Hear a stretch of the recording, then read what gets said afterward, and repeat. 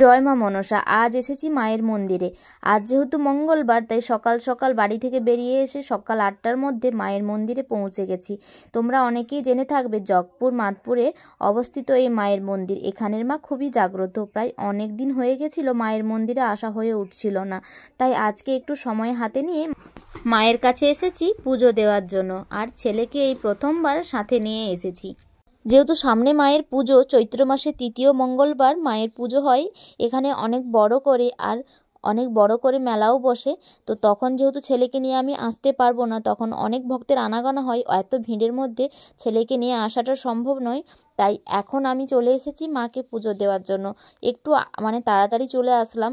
আর এখন ঘড়ির কাঁটায় বাজে 8টা। সকালবেলায় একদম স্নান টান করে চলে এসেছি মন্দিরে। মন্দিরটাতে দেখতে পাচ্ছ মন্দিরের চারপাশে এরকম দোকান আছে।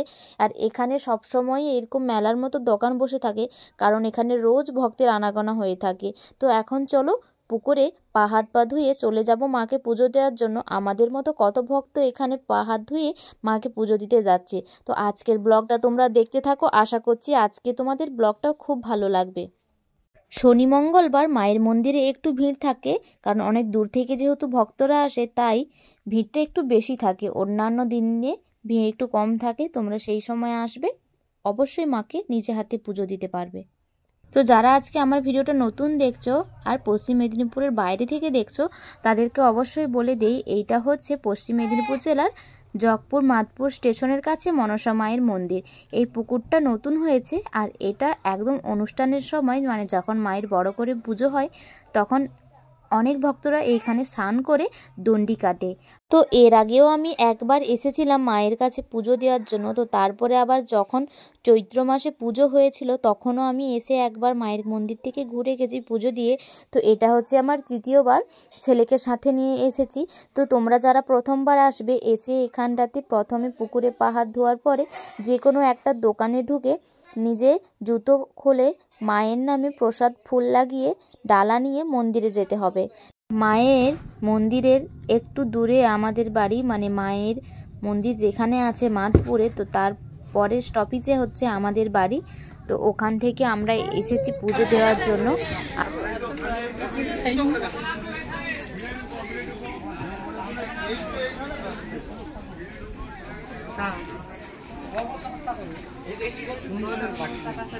পুজোর ডালা নিয়ে সোজা চলে এসেছি মায়ের মন্দিরের সামনে।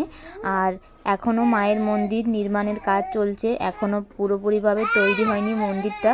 দেখছো সামনে যেহেতু পুজো, তাই এখনও মন্দিরটা সুন্দর করে রং দেওয়ার কাজ চলছে। চলো এখন ভেতরে যাওয়া যাক। আর মায়ের মন্দিরে একটা সুন্দর মায়ের গান বাজছিল মাইকে, তাই আমি কতটা এখানে সাউন্ড দিতে পারবো জানি না। তো তোমরা ভিডিওটা দেখতে থাকো আর আমার সাথে থাকো।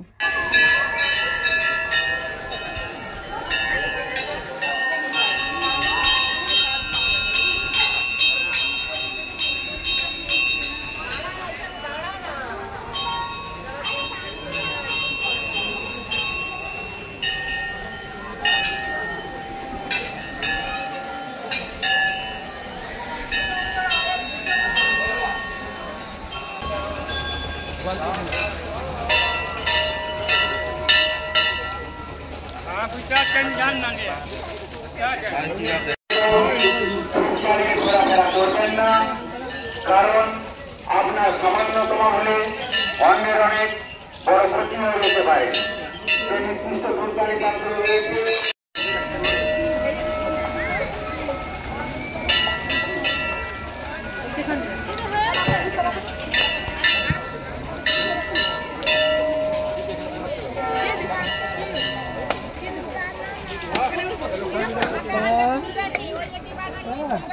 তো আমাদের এখন পুজো দেওয়া কমপ্লিট হয়ে গেছে।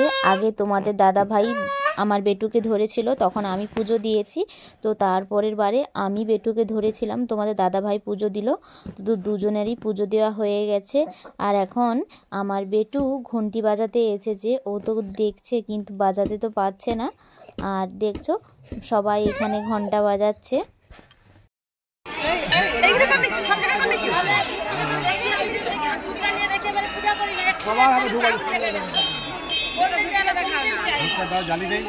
আগে থেকে যে বলবো